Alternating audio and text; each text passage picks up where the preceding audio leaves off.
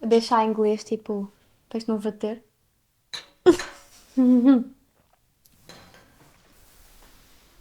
Alguma recomendação, Vini? Tá? Um chazinho? Olá a todos, sejam muito bem-vindos ao podcast Mãe a Mãe, conversas intimistas sobre os altos e os baixos da maternidade, para inspirar e ajudar todos aqueles que nos veem. Hoje tenho comigo duas convidadas muito especiais. A primeira foi quem acompanhou toda a minha gravidez, a maioria das vezes a mais de 2.000 km de distância, e foi quem me entregou a coisa mais importante da minha vida, a Olivia. É médica ginecologista e obstetra, especialista na medicina da reprodução no CMIN, na Casa da Boa Vista e na Clínica Médica Dr. Vilar Machado. Muito obrigada por ter aceito o meu Nada, convite. Rita, é um prazer prazer e um tê-la aqui. gosto estar aqui Doutora presente. Isabel. Muito obrigada. A segunda convidada é parte da minha família, é uma das minhas melhores amigas, é mãe da minha afilhada Terezinha e é sem sombra de dúvidas uma das minhas amigas mais inspiradoras, a minha amiga mais forte, e que eu estou muito orgulhosa por ter aceito o convite para partilhar um capítulo da sua vida tão privado até agora. Obrigada, Marta, por ter aceito o convite. Só contigo.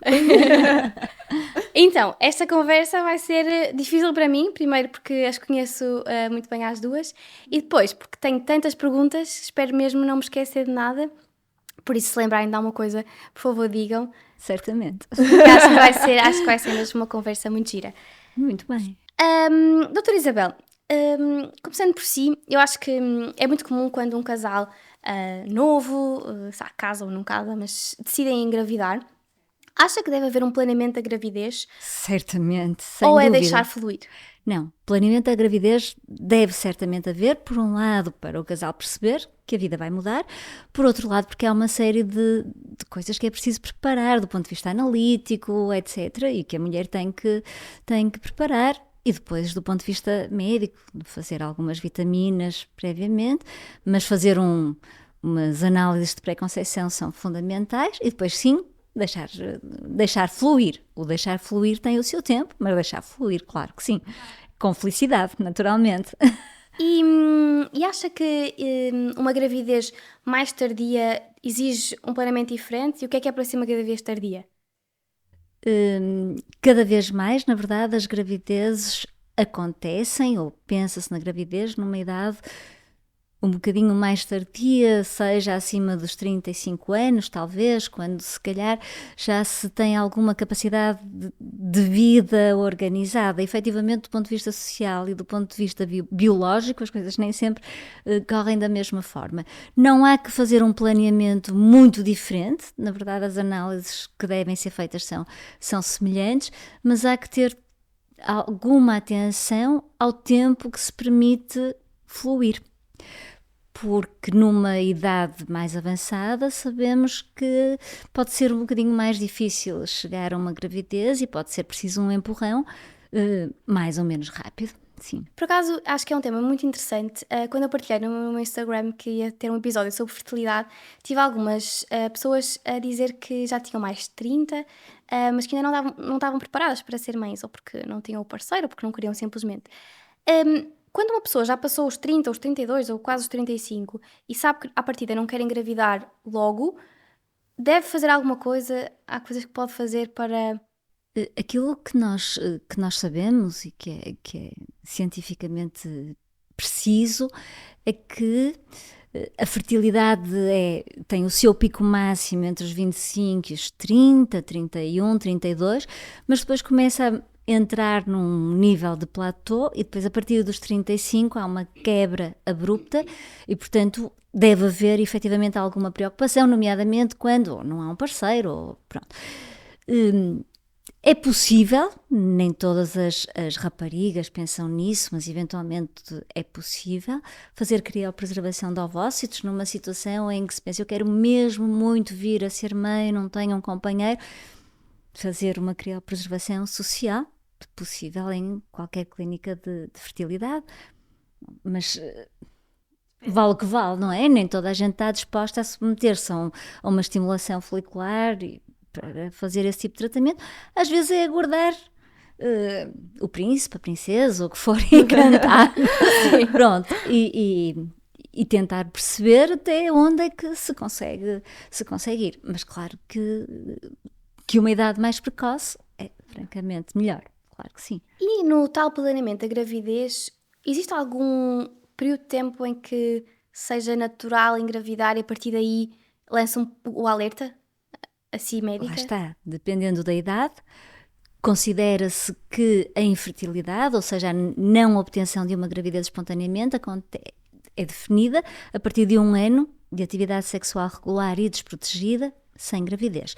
No caso dos casais mais crescidos, este tempo diminui para os 6 meses e por isso é que deve haver algum cuidado adicional. Esperar muito tempo, estou há 1 ano, mas na verdade não era bem 1 ano porque não vivíamos sempre em comum, trabalhávamos um num lado, outro no outro, estávamos mais juntos ao fim de semana, mas isto acontece, não é? Isto é muitas vezes fruto de parte do nosso dia-a-dia, mas não nos podemos deixar de levar muito por vamos relaxar, porque há o stress e tal. É preciso chegar a uma altura e pôr um ponto. E é por isso é que está lá a E doutora Isabel, pesquisar o que é que se Isso é. passa. Por acaso, essa é uma questão que eu tenho. Pela sua experiência, já viu muitos casais, não é? Com mais facilidade, menos facilidade em engravidar. Costuma ser o casal a ficar nervoso com o não conseguir engravidar e pôr pressão na doutora Isabel, o que é que está a acontecer, o que é que está a acontecer? Ou costuma ser a doutora Isabel quase a dizer... Depende do local onde eu estou. Se eu estiver numa consulta de pré-conceição fora da fertilidade, tenho que estar atenta às expectativas do casal, não é?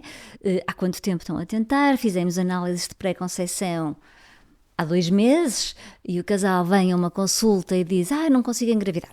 2 meses, dependendo da idade, vamos lá ver. Pronto, não vamos estressar. Agora, quando começam a passar meses e meses e meses, chegamos a 1 ano e ainda não aconteceu nada, bom, então se calhar vamos ter que equacionar, pensar alguma coisa. Agora, claro que quando eu vejo um casal já num contexto de uma consulta de infertilidade, já não estou à espera este tempo, já estou lá para tomar alguma decisão. Portanto, o contexto em que se vê o casal pode ser um bocadinho diferente do ponto de vista do aconselhamento, claro. E Marta, como é que tu e a doutora Isabel se conheceram? Conta-me um bocadinho mais sobre isso. É muito engraçado porque nós conhecemos completamente fora deste âmbito. Completamente.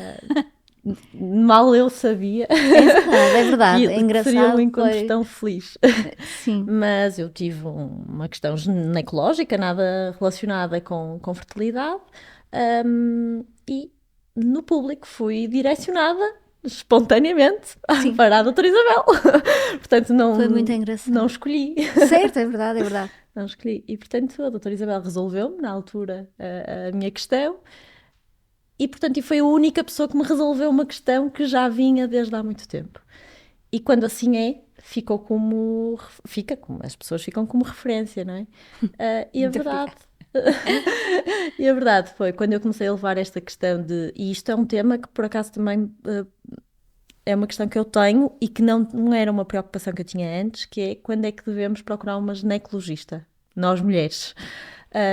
Porque eu não tinha essa preocupação. Eu tinha um problema e tive que o resolver e por isso... A sério? Sim. Por acaso sempre tive. Eu acho não. que é importante. Sim, e por acaso, no momento em que fiquei mais alerta para isso, fui procurar onde é que a doutora Isabel, que era a pessoa que me tinha resolvido o problema, dava consultas. E, portanto, aí sim, a partir daí foi uma escolha. Mas o conhecer foi algo muito espontâneo. Uma sorte, então. Uma sorte. Foi muito curioso e eu fiquei muito contente porque resolvemos um problema que já vinha de há algum tempo e depois foi muito simpático termos-nos encontrado depois num outro contexto e por aí fora. Pronto. E agora achas que já passou algum tempo, não é?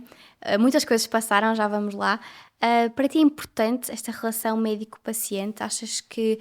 Eu pergunto isto porque há muita gente, por exemplo, tem uma gravidez e depois, sabe, tem o parto, por exemplo, com uma pessoa que não conhece. Foi importante para ti, já vamos lá ao detalhe, mas desenvolver esta relação com a doutora Isabel? Sem dúvida. Eu acho que tem que haver match. É claro, fundamental. Sem dúvida. É fundamental. Eu nunca questionei qualquer conselho que a doutora Isabel me deu, porque eu tinha uma confiança cega no que a doutora Isabel me dizia, porque lhe reconhecia isso. Portanto, a partir do momento em que nós estamos a duvidar ou não estamos totalmente seguros que aquela é a nossa pessoa, é momento de escolher outra. Porque se questionamos, não é a pessoa. E nada tem a ver com a pessoa que está do outro lado. Atenção, tem a ver com o match que não funcionou. E com a doutora Isabel eu tive um match imediato e continua até aos dias de hoje. Portanto, não tenho a mínima dúvida que será a doutora Isabel a acompanhar enquanto assim o quiser. Muito obrigada.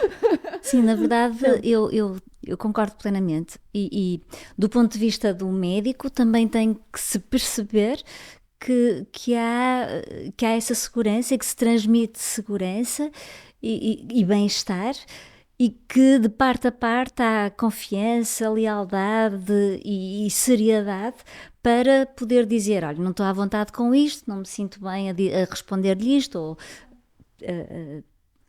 tentar dizer, olha, vá procurar alguém mais diferenciado para aqui ou para ali. Acho que é muito importante mantermos esta relação aberta, não é? De sinceridade, mas ao mesmo tempo aberta, senão não faz sentido nenhum e as pessoas não acabam por nem se conhecer, nem estar bem, nem fazer as questões que têm que colocar, porque nesta área há muitas coisas que podem ser difíceis de conversar e não podem ser.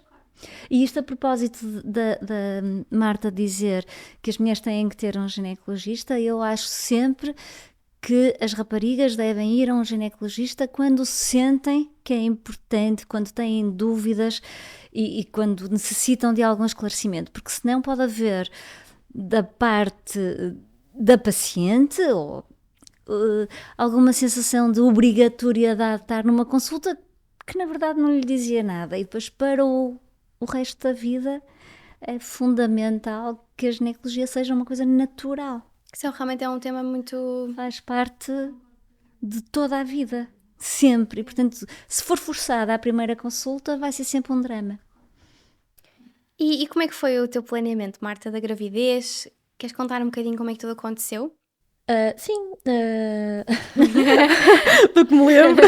O planeamento começou com análises de pré-conceição. Sim, exatamente. Estamos a pensar em engravidar. Casamos. O Edu não quis, não estava logo nas prioridades dele. Eu, por mim, já fui para o casamento com vontade de ser mãe, era algo que eu tinha estabelecido que gostava muito. No entanto, isto é uma decisão de casal, ponto. E o Edu ainda não estava nesse mood e, portanto, queria aproveitar a vida de casal. E pronto, e assim foi. Estivemos nisto mais ou menos um ano e meio. Até que houve um momento em que, ok, alinhamos agulhas. E numa das consultas dissemos à doutora Isabel, que pronto, estávamos a pensar em engravidar, quais eram os próximos passos. E os próximos passos foram as análises, o normal, o começar a tomar as vitaminas, pronto, a abordagem inicial, não é? Eu penso que transversal, não é qualquer. Sim, eu era nova, portanto ainda não havia aqui questões de idade. Ambos saudáveis. Sim, sem qualquer... fator de risco. À partida, nenhum problema. E pronto, não sei se queres que sim, não, continue. eu quero que desenvolvas. Sim, depois então... eu vou chamando aqui a doutora Isabel para ajudar, mas desenvolve. Sim, pronto, fizemos essa primeira abordagem, estava tudo bem, não havia qualquer indicação, portanto deixar a vida correr. E ao deixar a vida correr, passou-se uns meses, passou-se um ano, passou-se 2, e eu sempre achei que, não, agora andamos numa vida mais corrida, agora andamos com mais stress. Entretanto, em 2019, o Edu foi fazer o MBA e, portanto, não, agora também não é bem o momento, mas a verdade é que vendemos isto para fora, mas não deixamos de fazer a vida normal, portanto, eu não passei a tomar a pílula novamente, não houve as relações continuaram a ser desprotegidas, portanto, na verdade não podemos dizer que houve aí uma pausa, não, a desculpa é que era diferente. Até que houve um dia em que a doutora Isabel... Mas para ti, enquanto Marta, já vamos lá, era difícil assumir não para vocês enquanto casal, tu enquanto mulher querias ser mãe há tanto tempo, agora que já passou tanto tempo, o que é que achas que estava a acontecer nessa fase? Porque é que era difícil assumir? Tu já tinhas quase, no teu subconsciente estavas certa que havia qualquer coisa, porque é que arranjavas tantas desculpas para ti própria? Nem sequer pensava nisso. Era, efetivamente, eu acreditava que aquilo estava a acontecer. Não era uma desculpa de eu só não queria ter um problema. E, portanto, aquilo não estava propriamente a ser um problema. A verdade é essa. Nós estávamos a levar as coisas com alguma leveza. Também eram super novos, não é? À Sim, vossa volta. era isso. Ainda não era propriamente uma pressão. Tínhamos sempre, não é? Aquelas perguntas normais da família, dos amigos mais próximos. Mas a verdade é que nós estávamos tranquilos. Eu acho que, claro que depende, eu também não conheço outros médicos, também não conheço o histórico de outras pessoas tão bem como conheço o da Marta, que é tão minha amiga e tão próxima. Mas eu tenho algumas amigas que estão a passar por isto e eu não vejo muita preocupação do médico quase Vamos lá, mas quando se passam 4 anos, é muitos sim, anos, acho mas eu, na minha perspectiva. a Marta veio ter comigo Claro. novamente e a dizer esta dificuldade. Eu não podia ir atrás dela e se calhar com as suas amigas pode passar-se um bocadinho isso, não é? Não sei se passa, eu Pronto, acho que... Portanto, quando a Marta me disse, sabe, passou este tempo e as coisas não aconteceram. Eu disse, ok, não, temos que ir ver para além daquilo que já vimos. Pronto, e foi nesse contexto que tudo foi evoluindo. Agora, é preciso da parte do casal levantar a lebre, não é? E querer, não é? Fazer os exames e querer, e avançar. resolver, e perceber o que é que se passa. Pronto.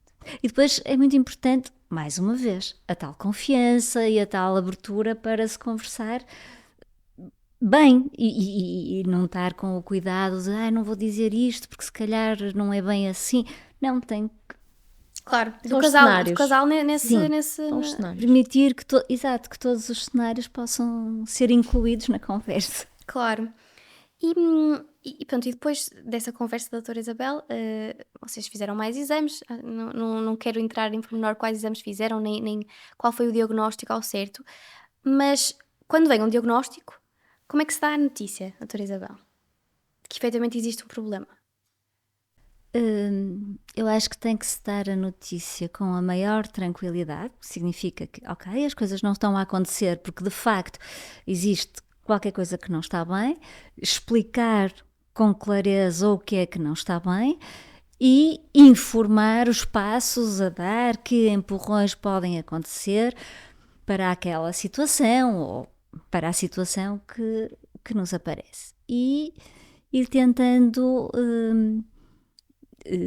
tranquilizar um bocadinho o casal, porque a expectativa, quando um casal vem a uma consulta para saber, mas afinal o que é que se passa, é muito grande, não é? E portanto, se nós temos alguma má notícia para dar, tem que ser com alguma calma e ao mesmo tempo que se tem que ser sério e transmitir com seriedade o que se passa, tem que se conseguir dar algum apoio positivo e fazer algum reforço positivo de ok, mas estão aqui, existe este problema, mas vamos tentar ultrapassar. Não criando uma expectativa, sim, irrealista, porque quando as coisas acontecem do ponto de vista da infertilidade é preciso ter muita noção que nós estamos a ultrapassar ao fazer tratamentos de procriação medicamente assistida, mais ou menos agressivos, estamos sempre a ultrapassar uma franja da natureza que não estava a acontecer e não conseguimos resolver todos os problemas e, portanto, ao mesmo tempo que transmitimos quais são os problemas e transmitimos quais são as possibilidades de os solucionar, temos que dizer, ok, mas conseguimos até um determinado ponto. Às vezes não conseguimos ultrapassar. E isto tem que ser dito com tempo. E nem sempre as consultas nos permitem ter o tempo que é necessário. E ver também quais são as dúvidas que entretanto vão surgindo, não é? Uma coisa é eu transmitir, olha, passa-se isto consigo, ou com o marido, ou etc. Mas entretanto o casal também me pergunta qualquer coisa. Às vezes não, às vezes na verdade a informação é tanta que... É unilateral. Não é? Que se fica um bocadinho... Pronto. informação, vamos esquecer, vamos... Ainda é difícil para si dar essas notícias ou com a experiência ganha-se um bocadinho de distanciamento? Depende. Há sempre momentos um bocadinho mais difíceis, claro que ao fim de alguns anos largos se vai criando talvez alguma simplicidade eventualmente, mas dá-me ideia que cada vez mais os casais também são mais informados e procuram informação mais apertada, entre aspas, e portanto temos que estar muito atentos a todos os sinais. Mas há sempre momentos de alguma seriedade, às vezes alguma circunspecção, e que tem que se deixar quase dar espaço ao casal, porque às vezes é um baque. Ai, isto está a acontecer connosco. Não imagino, deve ser. Como é que é receber essa notícia? Agora, se conseguires mesmo pôr-te nessa conversa, eu sei que tens tendência a ver as coisas de uma forma positiva, o que é ótimo, acho que isso te ajudou muito e é uma das coisas que também mais me inspira em ti, mas para quem nos vê, tenta pôr-te nessa conversa, como é que foi receber esta notícia? Eu acho que ao longo de todo o processo, se eu tivesse que dizer o pior momento, foi essa conversa. Acho que é aquele baque de realidade, que é até este dia ainda havia uma esperança de eu estou grávida hoje, não é? Há sempre. Há sempre. Não é? Sim, mas eu acho que naquele dia eu percebi, ok, isto não vai acontecer. Ou não vai ser tão fácil. Sim. Não vai ser tão fácil. Portanto, sem dúvida, lembro-me da doutora Isabel estar a falar e de eu estar a ouvir cada palavra e não me recordo se já teria tido outras consultas com o Edu ao lado ou não, mas nessa recordo-me que estávamos os dois e de estar a ouvir o diagnóstico, os próximos passos e o Edu nisso estar a ser muito mais o que é que vem a seguir e eu estar só a pensar porque é que nós demoramos tanto? Porque é que eu adiei tanto? E aqui eu acho que foi um bocadinho responsabilidade minha, porque eu é que disse sempre, não, está tudo bem, é o stress, é a vida, é isto, é aquilo. E a verdade é que aquele momento foi um choque de realidade, sem dúvida.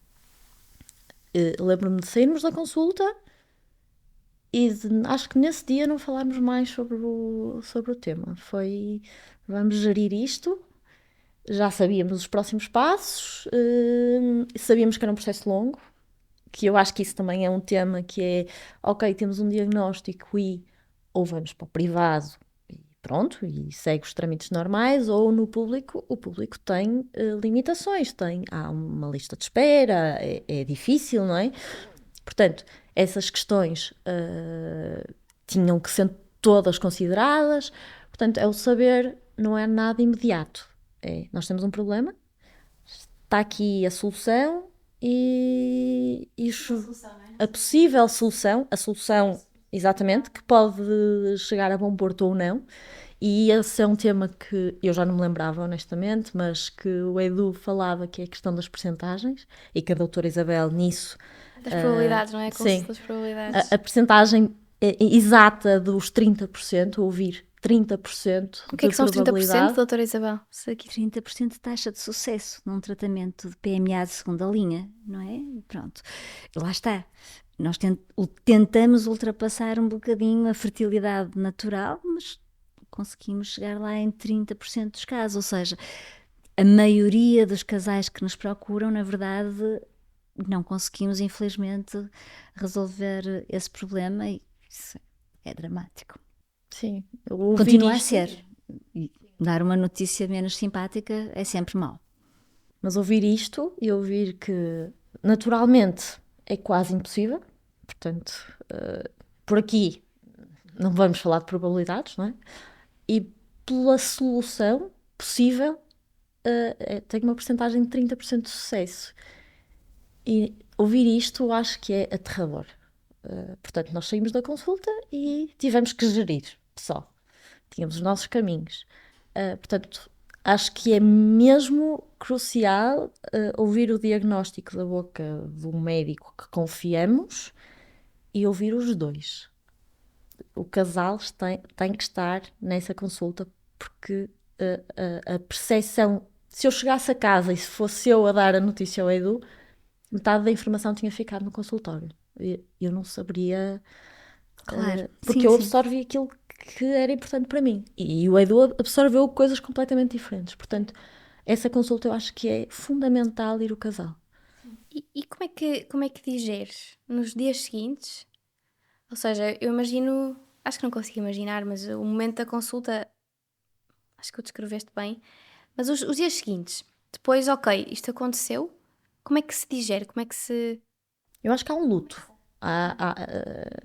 É mesmo uma fase de luto ali, nos dias imediatamente a seguir, e um luto um bocadinho individual, inicialmente. Eu acho que eu lidei de uma forma, o Edu lidou de outra, e nisto fomos um bocadinho solitários até que houve um momento em que tivemos que voltar a unir-nos, até porque havia algo que queríamos construir em conjunto, portanto, depois houve ali um encontro novamente para traçar o plano, não é? Saber, ok, onde é que nós queremos ir, onde é que queremos chegar.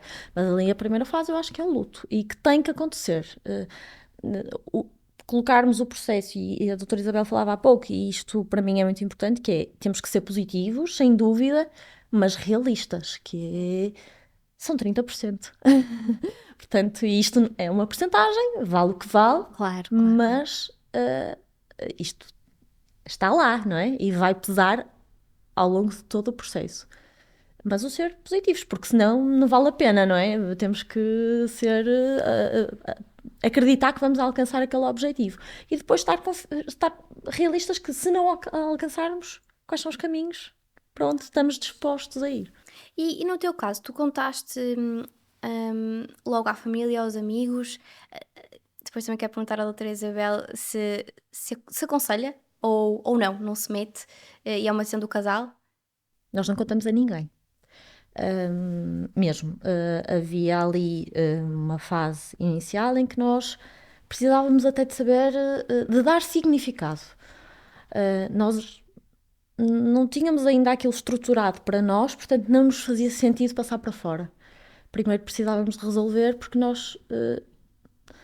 A verdade é que isto é algo que, por mais empatia que haja de fora, ninguém vai sentir o mesmo que aquele casal está a sentir. E mesmo dentro do casal, as pessoas sentem coisas diferentes. Portanto, acrescentar fatores, no nosso caso, não ia ajudar.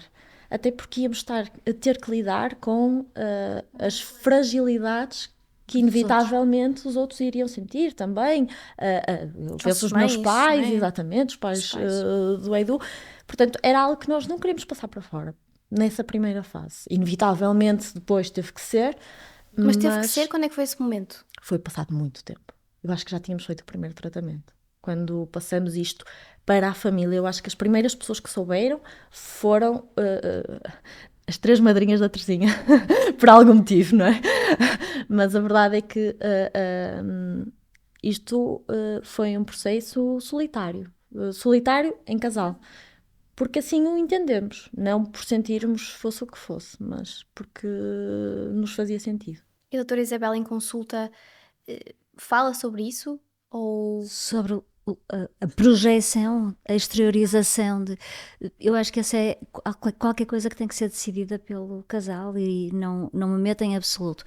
Acho que os casais que vivem estes momentos e estes problemas têm que ser um casal muito junto, muito unido, embora possam ter os seus momentos de solidão, como dizia a Marta, eu admito que sim, e que sim, que haja ali um pequeno afastamento inicial, outros casais não, isso às vezes percebe-se um bocadinho na consulta, mas de facto percebemos que a existência ou a percepção de que há um problema no casal às vezes é desestruturante e de tal forma agressivo que, se não for uma relação muito sólida e coesa, nem sempre aguenta a pressão que é posta.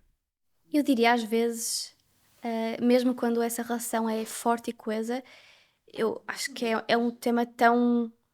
Mesmo assim, às vezes quebra. Uma coisa que é muito importante, que eu digo muitas vezes aos casais, é que a gravidez é um para além do casal, não é? Por muito que se queira, o casal não é um casal por causa da gravidez. E, portanto, se estão bem, a gravidez é bem-vinda. Se as coisas não estão bem, a gravidez não vai solucionar nenhum problema, não é? E, portanto, eles têm que estar bem como casal. E isto acontece também quando chegamos ao fim de um tratamento, 2, sejam os que forem, e temos que dizer não. E, portanto, isto também é um momento de eventual possibilidade de ruptura e antipático, não é? E, portanto, tem que... É normal existir um apoio de um psicólogo? Sim. A acompanhar o casal? No Serviço Nacional de Saúde é obrigatório. Sim.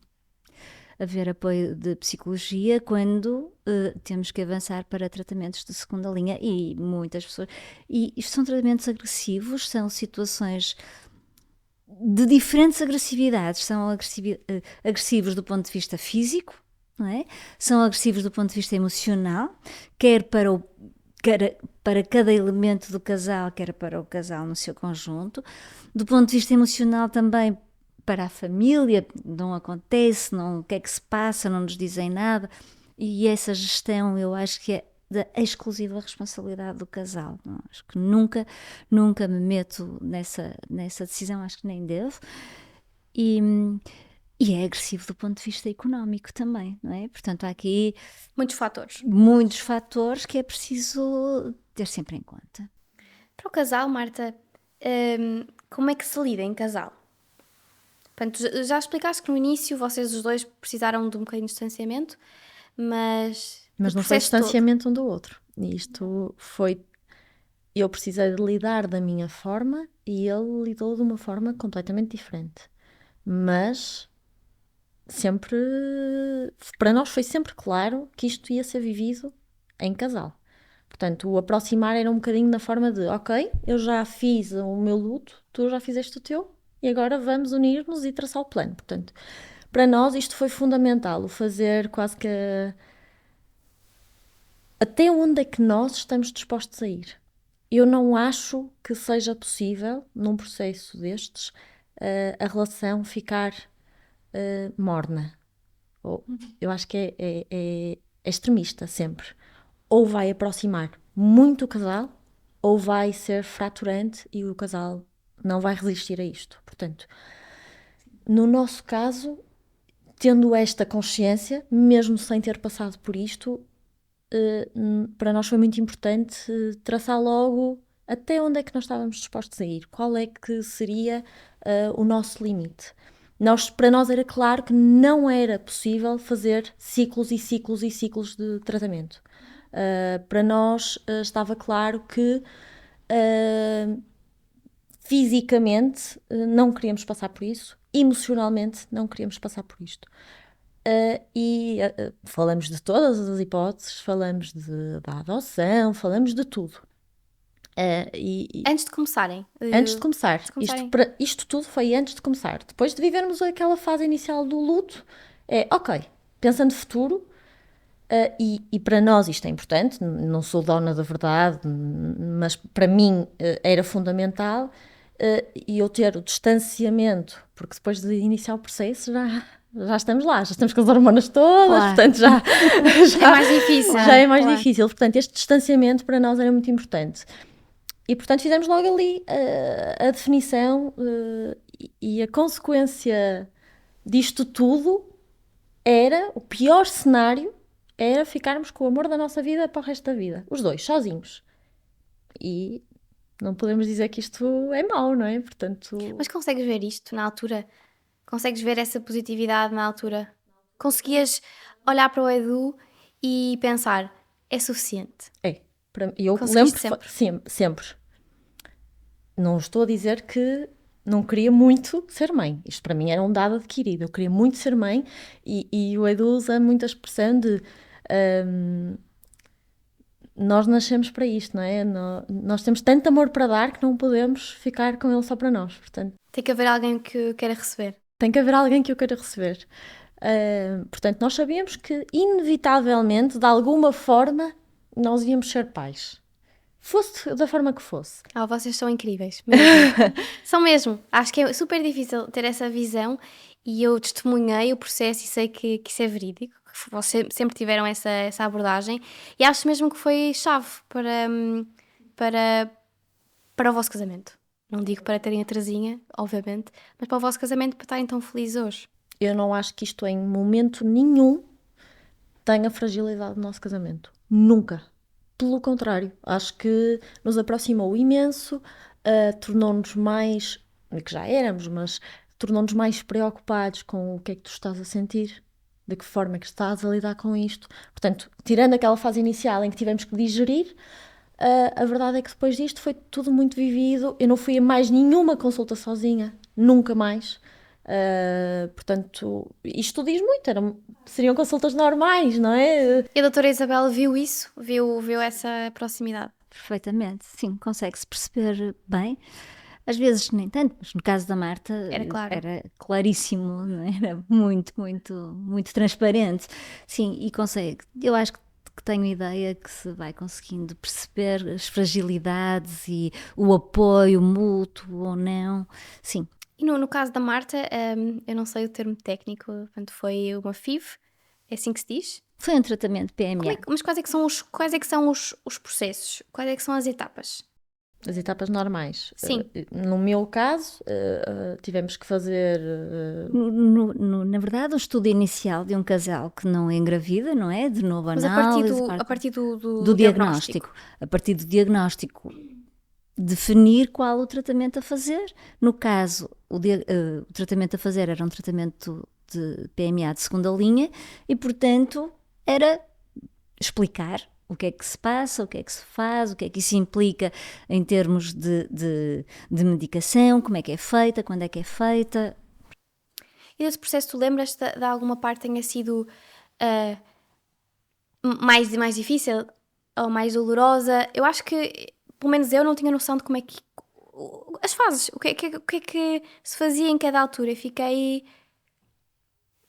Eu adorava dizer que me lembrava. Mas a verdade é que, olhando para trás e tentando fazer um esforço gigante, porque à data de hoje, honestamente, passou. Não me lembro, não me fragilizou, à data de hoje. A consequência para hoje é zero. Na altura, se eu tentar puxar as memórias da altura, lembro-me da fase das injeções, pronto, tudo que... É um processo muito físico, não é? Sim. E é um processo muito físico na mulher. Independentemente do diagnóstico, é um processo muito físico na mulher. Eu lembro do Edu dizer muitas vezes: ai, quem me dera trocar contigo, sim, equilibrar, sim. Isto...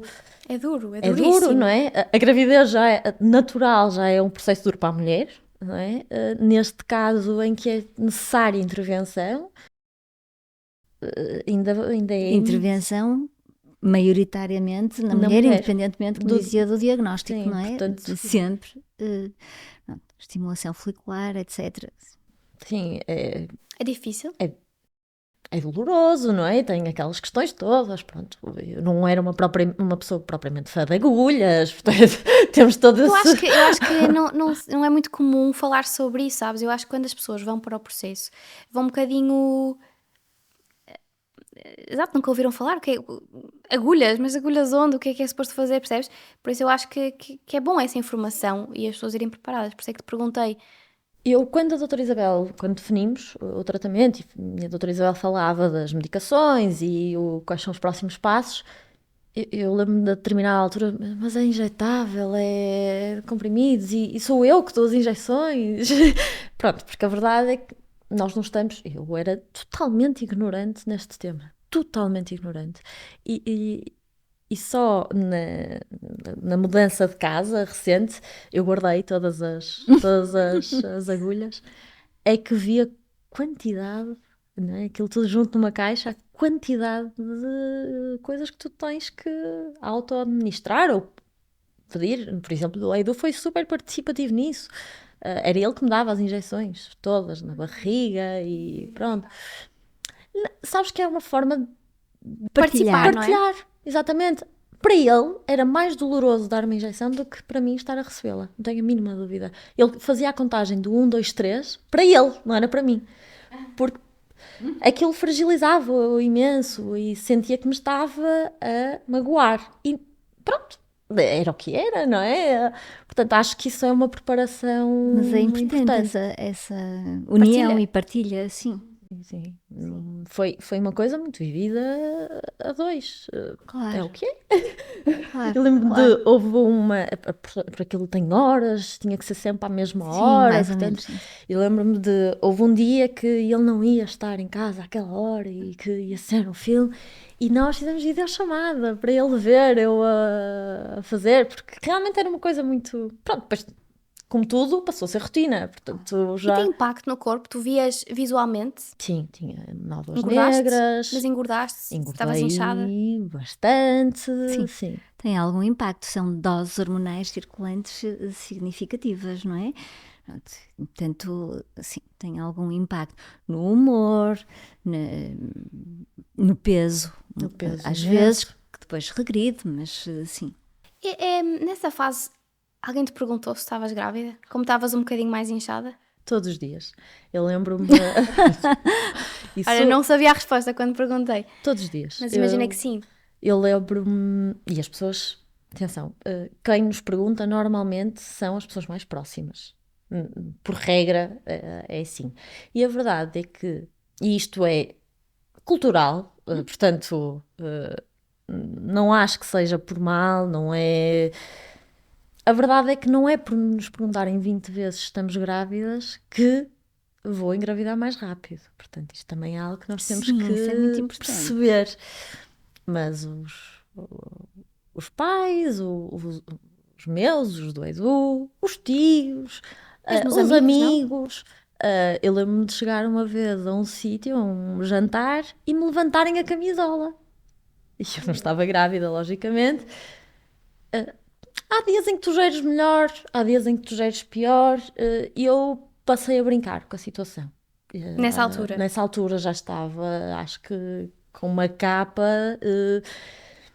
mas aos pais, por exemplo, o contar foi muito por causa disso, porque eles queriam tanto ser avós, que a verdade é que já estava assim a haver um peso de perguntas, e as Em perguntas, demasia. sim, em demasia. E quando essas pessoas souberam, se calhar passaram a ter uma preocupação que eu não queria que tivessem, a verdade é essa, mas que se calhar era importante terem, porque Eu acho que essas perguntas, aprendi muito também com esse processo, eu acho que não se fazem.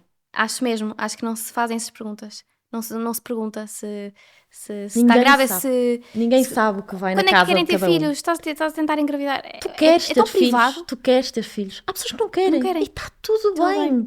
Enquanto nós continuarmos a ter esta crença de família perfeita, casar, depois de casar, ter um filho, depois de ter um filho, ter o segundo, e depois ter o segundo, quem tem o terceiro é maluco, quem não tem porque é que não tens? Portanto, nunca vamos estar bem. Nós somos naturalmente insatisfeitos. Nós, sociedade. Mas podemos ser só dentro de casa, não é? Não precisamos de levar isto para as outras pessoas. E eu também acho que fiquei muito mais alerta porque passei por isso. Porque se calhar as pessoas não fazem por mal. Claro. Mas não façam. Sim, eu acho que não fazem por mal. E de facto é uma pergunta que passa na cabeça das pessoas 1 ano, 2 anos depois de um casamento ou das pessoas viverem juntas. Mas então o que é que se passa? Não há bebés e pronto. E de facto é preciso ter muito, muito, muito cuidado, porque às vezes está-se a ferir de uma forma agressiva até. Não sabemos o momento em que estamos a perguntar, mas, não é? Sim, não voluntariamente, mas podemos até estar no meio de um casal que está num processo destes e portanto ainda é mais difícil de gerir, Ou que não imagino eu, consegue não é? mesmo, não é? Que está a tentar e Sim, não consegue. imaginem que já chegamos ao fim da linha. Já aí vamos. A questão é explorar essa, isso, sim. continuarem a perguntar-me, quando eu já sei que era uma coisa que eu queria muito e não vou conseguir, e já cheguei ao fim da linha, e portanto não estão a ajudar. É isso. Claro. E no teu caso foi logo? Conseguiste logo engravidar? Como é que... Pronto, nós passamos por todo o processo, não é? Eu fiz uma punção, fizemos a retirada dos óvulos, a fecundação, E tivemos uma primeira tentativa falhada, e portanto foi a segunda tentativa, mas a verdade é que foi um processo rápido, ainda assim, não é? Tendo em conta, Sim. fiz uma única ICSI, uma única FIV. A doutora Isabel explicará. Sim, acho que precisamos da doutora ICSI é o Isabel. termo técnico para microinjeção intracitoplasmática de espermatozoides. Isso significa o quê? Que, laboratorialmente, as embriologistas pegam num óvulozinho, pegam num espermatozoide e os juntam. Mas é FIV, não é? É FIV. A FIV é diferente porque na FIV óvulos e espermatozoides têm que se encontrar, placa de Petri, etc. Pronto, portanto, Tivemos ali É uns parecido. postos de limpinho. Sim. E exatamente, pozinhos de limpim-pim pozinhos que de no limpim-pim. laboratório tratam e tal, temos um embriãozinho que transferimos para a cavidade uterina, local, impecável, preparado, espetacularmente, e depois há os embriõezinhos que são simpáticos e avançam por aí fora e vêm com umas trezinhas, e há outros embriõezinhos que infelizmente, transferidos com todo o carinho e cuidado, e não avançam. Foi o que aconteceu à Marta da primeira vez. E como é que a doutora Isabel recorda-se dessa Eu por primeira? acaso lembro-me bem dos dois beta-HCGs da Marta. O primeiro foi uma tristeza enorme, nenhum dos dois disse nada, ninguém disse nada e pronto, e naquela consulta acabou tudo ali, embora silêncio. Pronto, é muito variável quando se diz um resultado a um casal, as atitudes e porque é que aconteceu, porque é que não aconteceu, pronto. Lembro-me que a Marta não colocou questão nenhuma, depois falamos a seguir, mas naquele dia ficamos por ali. Pronto. E depois tentaram novamente, e correu bem. Eu acho que tentaram os três, não é? A doutora Isabel pôs lá os seus Sim, nós pozinhos colocamos também. sempre a doutora Isabel como parte integrante Da família. da família, portanto. Muito obrigada. Ela contribuiu para a trezinha, mas é engraçado porque, por acaso, em nenhuma dos momentos, a doutora Isabel, não foi a doutora Isabel que me fez a transferência, em nenhum dos momentos. Estava presente no processo, mas não... Mas a transferência em si não foi a doutora Isabel. E eu lembro da primeira, correu tudo bem. Foi perfeito, era o melhor, não é? Porque depois há ali uma caracterização, vale que vá, mas há uma caracterização dos embriões e aquele foi o melhor, e portanto vamos. E na segunda, muito engraçado, quem me fez a transferência, a médica que me fez a transferência, depois medicamente têm que confirmar que realmente aquilo ficou lá, não é? O embrião ficou lá. E não tinha ficado, tinha voltado. E a médica que estava comigo disse: isto é a segunda vez que me aconteceu. Nunca me aconteceu. Além dessa primeira vez, nunca me tinha acontecido. Mas não se preocupe, que olhe, que a primeira deu em gravidez. E eu pensei: se da primeira as coisas correram tão bem e não deu em nada, nesta que ele anda aqui a passear de um lado para o outro, não dará certamente. Então eu acho que saí da segunda TEC, Muito relaxada. não, Não é? de Achar que não. Pronto. não vai dar em nada. Quase como que, pronto, é o que é, estamos a cumprir calendário, mas não vai dar em nada, temos que esperar. Entretanto, isto colidiu com umas férias da doutora Isabel, portanto nós, o beta, em vez de ser feito, eu ia lá só passar 3 semanas, e normalmente é 15 dias, portanto eu só ia fazer o beta passar 3 semanas. Não vou esperar 3 semanas. Isto é tudo. Portanto, lembro-me que quando cheguei ao momento da consulta da doutora Isabel, já tinha feito uns 4 betas no privado. Estão aqui, doutora. Porque eu estava tão desacreditada. Que era importante ter essa Certeza, não é? certeza. Principalmente depois de uma De uma tentativa tentativa falhada, falhada, não é? que não Portanto, evoluiu. essa segunda foi muito engraçada, porque tudo que tinha para correr mal correu. Tive uma perda de sangue gigante, em que, mais uma vez, pronto, de certeza que correu mal, pronto, já aconteceu. E não, e tudo que tinha que haver para correr mal. Era uma correu. bebé malandra e ela Era. está cá para provar isso, não é? Mas agora é perfeita, não é? Foi feita com tanto carinho e tanta dedicação que agora, pronto, é perfeita. Dorme muito, Come é muito bem. fofa, come, não há defeitos.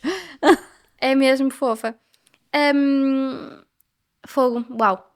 Acho que foi mesmo um processo incrível, até para mim, digerir e agora recordar isso tudo. E eu voltei-me a encontrar com essa médica num momento qualquer, eu não me lembro se foi em momento de consulta ou se foi depois, e disse-lhe: lembra-se, porque acredito que para vocês Claro. são muitas mulheres que passam, portanto é impossível, aquele caso para mim é super especial, porque é o meu, não é? É impossível decorar as caras todas, e eu lembro da doutora dizer: ai, foi, eu sabia que ia dar, eu sabia que ia dar em gravidez, se calhar temos que alterar o método. Sim, efetivamente não é uma situação frequente, Claro. não é? De ter que ser feita uma retransferência e o embriãozinho não sair do catéter. Pronto. E existe impacto na gravidez? Quando a gravidez não é concebida de uma forma tão natural, existem outros riscos ou não? Ou depois de estar lá? Estão descritas algumas situações de potenciais complicações durante a gravidez, nomeadamente a parte pré-termo, restrição de crescimento, etc. Mas tudo vai depender muito da mãe, do desenvolvimento da Natural, a partir gravidez, daí, não é? natural. E, portanto, estar à partida a definir que há um risco. Claro. Portanto, tu foi a segunda vez, mas só fizeste um ciclo, certo? No público é possível fazer 3, é isso? Segunda vez, segundo ciclo. Foram 2 ciclos, então. Segundo ciclo. Foi Segunda fiz punção. Não, Foi foi a primeira punção, fizemos criopreservados. Portanto é uma transferência. Pronto, então só um ciclo, sim. No SNS é possível fazer 3 tratamentos de segunda linha, 3 de primeira linha, se houver indicação, 3 de segunda linha, sendo que estes podem ser feitos até à véspera dos 40 anos, ou seja, a punção folicular não pode ultrapassar os 40 anos. E, portanto, num casal um bocadinho mais crescido é importante... Mais outro fator, não é? Mais um fator. E quando a doutora tem casais, certamente já teve, a chegarem ao terceiro e não conseguir, afeta a doutora Isabel, afeta-lhe. Não é simpático dar essa informação ou dar esse resultado, mas muitas vezes é importante ir trabalhando com o casal os fatores de risco associados, as probabilidades de êxito face aos diagnósticos que existem, e portanto temos que ser um bocadinho... Claro que eu acho que apesar de tudo na medicina tudo nos afeta um bocadinho, positiva e negativamente, mas também somos um bocadinho treinados, ou vamos nos treinando a gerir todas estas informações boas e más de uma forma com alguma distância, porque se nos envolvermos... É impossível, não é? Eu diria. Quer dizer, morre-se. Claro, Sim, mesmo. gerir Emocionalmente, um processo portanto, é difícil, imagino, Portanto, não- todos os casos. É claro que uma pessoa se vai envolvendo e criando, com os acho, diferentes uma amizade, não é? casais, com os diferentes casais, e sim, Não é uma mas cumplicidade, pelo temos menos, que manter distância. no bem e no mal, mas mais no mal, na verdade, alguma distância para também conseguir transmitir isso de uma forma que não seja... Nós sabemos que o casal vai chorar, normal e tranquilo, mas da mesma forma que às vezes também há algumas emoções nas primeiras ecografias, depois de passar por muitas coisas negativas, e as emoções são diferentes de casais para casais, porque nem toda a gente é igual, não é? Pronto, como tudo na vida. E a doutora Isabel, eu acho que dá as melhores e as piores notícias, não é? As melhores, está aqui o vosso bebê, e os piores, não é? Não conseguem ou não evoluiu. Sim, dentro desta área, sim, há muita gente que dá notícias Claro, mas não simpáticas, mas óbvio. sim, neste contexto. Claro que sim. E tem assim algum highlight da sua carreira, assim um dia que tenha sido muito, muito bom? Ou não? Teve muitos e sempre que Sempre traz que as um bebê. coisas correm muito bem e se os momentos ultra positivos são os partos, não é? Gosta? Sempre. Gosta muito? A obstetrícia é fantástica. Claro que a obstetrícia é um mundo que pode correr mal a qualquer momento e pronto, é uma especialidade que exige muito cuidado e muita atenção. Os partos fáceis acontecem em qualquer sítio, os mais difíceis nem sempre. A Marta teve direito a tudo, não é? Teve Nem direito sempre as a coisas são, pronto. uma gravidez E, também portanto, difícil. mas é ótimo transmitir uma boa notícia e colocar no colo da mamãe e do papá um bebê é ótimo, mas também é importante, às vezes mesmo numa gravidez e às vezes mesmo em gravidezes obtidas a partir de tratamentos de PMA, temos interrupções de gravidez, infelizmente, por malformações, etc. Isso também é, às vezes, isso é muitíssimo agressivo. Portanto, um casal que passa por tudo isto, que passa pelo fantástico do positivo e depois A as gravidez coisas não evolui, estão não é? Vê a bem, barriga, sente o bebê. é Depois... muito... Sentir não, porque Não? as coisas, os diagnósticos ok. têm que ser precoces, não é? Pronto. Mas, sim, o sentir já é numa fase um bocadinho mais à frente e, portanto, não. Sim, isso é agressivo, mas o highlight é efetivamente entregar o bebê. É o melhor. Se bem que é muito, muito simpático fazer uma transferência embrionária e depois dar um resultado positivo e depois ver a criança nascer é muito, muito, muito gratificante. Acompanhar caminho, todo o processo, o não é? caminho. Sim, sim. Eu acho que é por isso também que tem uma capacidade tão forte, vocês dois, não é? Porque foi antes de engravidar, até Foi tudo. o Sim, diagnóstico, tudo. o processo e o nascimento, não é? A gravidez, sim, o nascimento. É fantástico. A doutora Isabel é médica, pronto, agora aqui à parte, é nossa médica toda, de nós todas, as nossas amigas. E uma coisa que todas dissemos depois do parto é: nós vamos ter tantas saudades das consultas, de ter consigo. Eu acho que eu até arranjei motivos para ir à última consulta consigo, estava com saudades, a falar a sério, porque é tão Muito bom. bom. É muito a sério, doutora Isabel, queria mesmo aqui É muito deixar, gratificante também ouvir isso e sentir este É mesmo. carinho todo. Sim. Que é mesmo, eu acho que a relação. Eu não passei por nada do que a Marta passou, passei por uma gravidez fácil, ainda bem, mas mesmo para mim que foi tudo tão fácil, foi mesmo tão importante ter uma médica como a doutora Isabel tão presente. Obrigada mesmo, gostei muito mesmo. E acho que a Marta também tem a mesma coisa. Doutora Isabel, eu já sinto como era o que eu dizia há pouco, é parte integrante do núcleo, porque Do núcleo. é Gostava dessa impossível. expressão. É Tu impossível. levaste-nos a todas, não é? Sim, sim, eu Sim, sou a tudo relações começou- públicas. tudo Começou na Marta.